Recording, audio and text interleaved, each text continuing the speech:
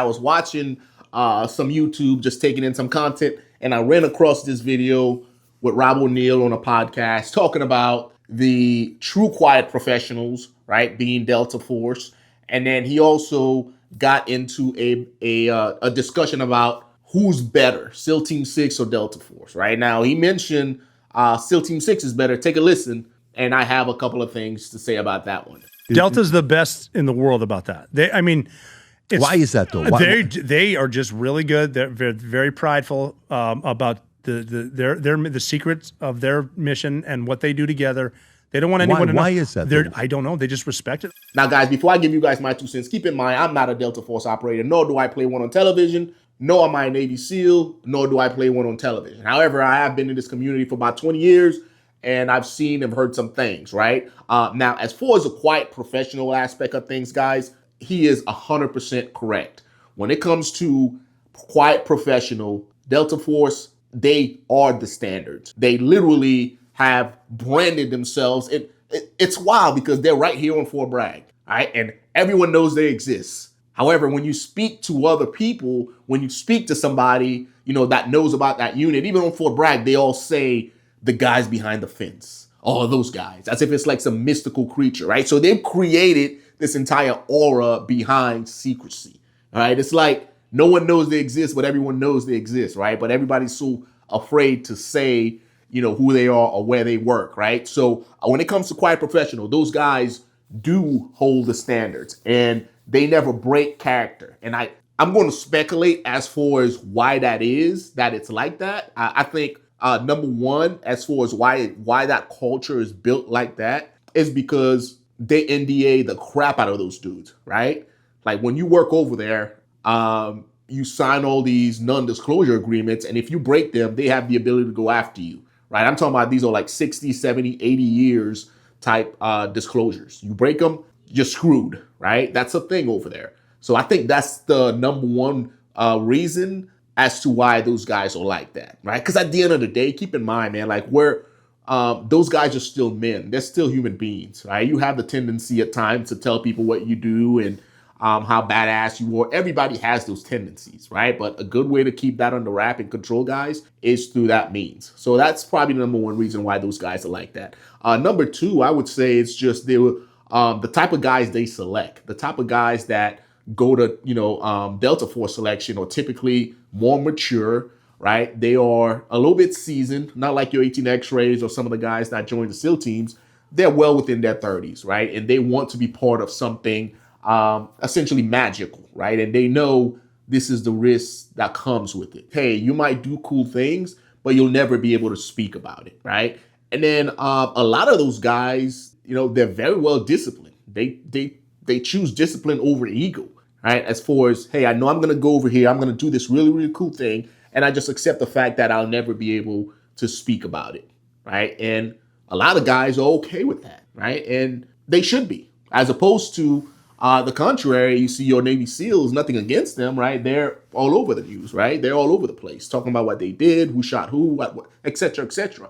It's two different ends of the spectrum, right? So that was an interesting piece that I got from this conversation that Rob O'Neill was having. Another interesting piece was the fact that he thinks that SEAL Team 6 is better than Delta Force. Take a listen. Is the consensus, like, how in the NBA, you ask the current players who's the greatest player of all time, young kids will say LeBron, but a lot of guys will say Michael. Does everybody know tier one that Delta's the way to go? I probably shouldn't say this, but you can tell Michael Jordan's the best because he's never said he is. But if somebody watches this right now, the way you describe Delta's, that Delta's better than SEAL Team 6. No, I didn't say that. No, we're better. I'm going to make that clear. Our tactics were better.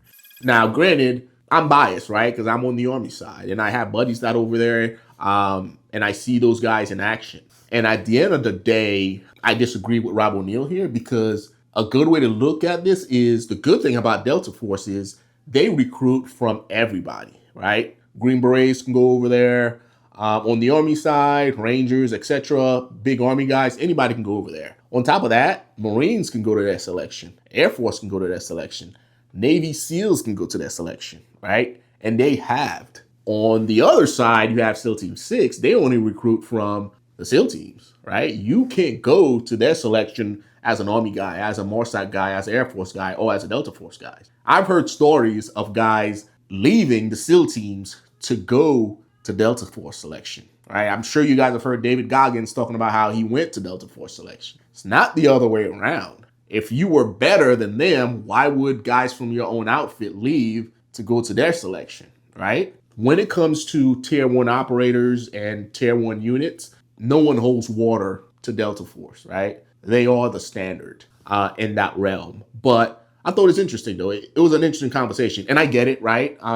Rob's a Navy SEAL, so he's going to support, the SEAL teams. So he's almost obligated to say that, right? Just like as a Green Beret, I think Green Berets are better than Navy SEALs, right? I'm obligated to say that. Now, granted, it's true, but I'm sure a Navy guy would discuss that with me and have some counter arguments, right? But let me know what you guys think, right? What do you guys think about Rob's comments here? Is Delta Force better than SEAL Team 6 or vice versa, right? Eager to hear what you guys think. I appreciate you guys. I hope you're enjoying this show thus far. Let's look at this last post that I have on Beret Chronicles. Again, guys, I post these polls every day. So if you haven't checked them out, make sure you go check them out, right? So this one, the question is, what's the hardest thing to teach? 2,200 of you guys have voted, and these were the options: discipline, integrity, courage, commitment. Again, comment and let me know which one is the hardest to teach. Right now, integrity is the front runner. And for me, that would be correct, because at the end of the day, discipline is something that I can teach you, right? I can tell you, wake up every morning at 4:30. I can tell you at 6:30, we're going to go do PT. I can tell you at 9 o'clock, you show up to work. You do that long enough and you're going to learn and just do it on a regular basis. So I can teach you discipline, right? Courage, to an extent, that can be thought, right? Because a lot of people do courageous things for different reasons, whether it's fame, money, etc. I can teach you that. Commitment, that can be thought also, right? But integrity, that's something that is very, very hard to teach, right?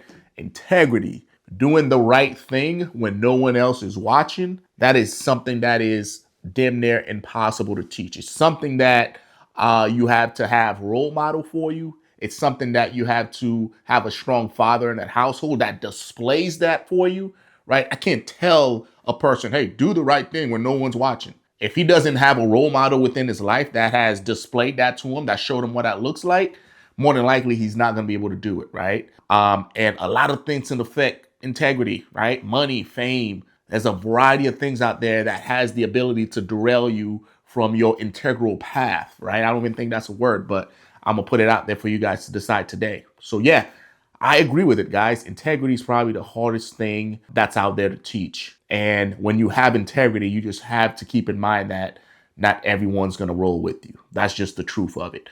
Guys, I appreciate you guys for tuning in today. All right, let me know what you guys think about the episode. Like, subscribe if you got any value out of this. And until next time, guys, take care of yourself.